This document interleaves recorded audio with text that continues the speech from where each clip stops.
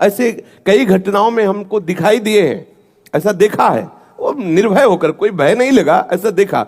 जैसे एक बार 3 बजे हम शौच के लिए कमंडल उठाया, तो जंगल में जाना होता था, कोई शौचालय की ऐसा, वो तो अभी कुछ वर्षों से शौचालय का ऐसी व्यवस्थाएं बनी नहीं, तो ग्रामीण आदि देशों में कहीं शौचालय पूरे नगर में नहीं होती थी, वो तो अभी व्यवस्थाएं हुई।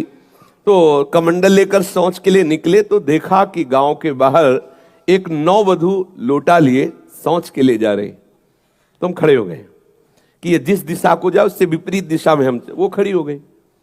फिर विचार किया कि हमें लगता है ये यहीं शौच में बैठना चाहती, तो हमने रफ्तार बढ़ाई। जब रफ्तार बढ़ाई तो देखा कुछ दूर आगे जा रहे, तो लगा कि ये तो पीछे खड़ी थी, आगे।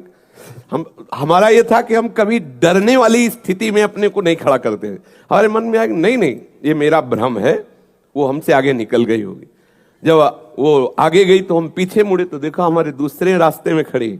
अब हमें पक्का विश्वास हो गया कि ये कोई स्त्री नहीं है, कोई पतित आत्मा है जो इस रूप में है। तो जोर से भगवान नाम उच्चारण खत्म किया, ना कोई भय और ना वो हमें दोबारा दिखाई दी। एक बार ऐसा हुआ कि सैमसी में जहां गुरु आश्रम है, तो एक खंडेर था, और हमें खंडेर बहुत प्रिय है शुरू से। ऐसा मतलब बिगड़ेल स्थान, पुराना वृक्ष या ऐसे कोई कुटिया, ऐसे पहले संन्यास मार्ग में ऐसे रहना अच्छा लगता था कि जहां जिसका किसी काल। तो रात्रि में उस खंडहर में जाकर के लेटे, वहां के लोगों ने रोका, आश्रम वाले लोगों, वहां मत जाइए।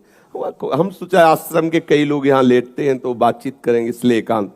जे ही गए तो अंदर मंत्र चल रहा था, और एक छोटी सी टार्च सिराने, एक छोटी सी घड़ी दुप दुप वाली, क्योंकि उससे पता चले ना तो मतलब टाइम का। तो ऐसे रख के वैसे से थोड़ा ही लेटे, तो उस समय जटाएं बड़ी बड़ी थी, इतनी, तो ऐसे उनको तकिया की तरह जटा रखे। तो ऐसा लगा जैसे कोई हमें बहुत जोर से दबाने की चेष्टा कर रहा है।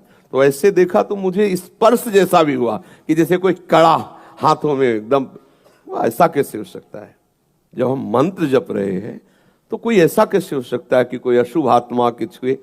तो टार्च लिया, बाहर निकले, कोई नहीं। मुझे लगा कि मेरी मानसिक बिगड़ेल बुद्धि हमको भयभीत करना चाहती है।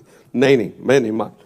एक मन ने कहा यहां से हटके, वहां से हमको जिद्दी स्वभाव था, नहीं देखूं कैसा क्या। फिर वही जाके सोए। थोड़ी ही देर में फिर स्पष्ट अनुभव हुआ कि ऐसे। तब हम बैठ गए तत्काल मंत्र जपते हुए।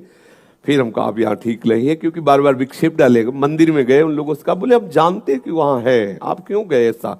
तो हमने जीवन में देखा है कि अगर कहीं ऐसी प्रेत आत्मा आदि हो, वो आपको परेशान नहीं कर सकती। आपको जैसे गोकर्ण के सामने धुंधकारी प्रकट हुआ, कभी वो अग्नि बनता, कभी वो ये बनता, कभी भेड़ बनता, कभी सिंह, समझ गए अधोगति को प्राप्त। लेकिन कोई ऐसा नहीं कि उनका अनिष्ट करे और रो के कह रहा था कि मेरा उद्धार कर दो, मेरा कल्याण कर दो।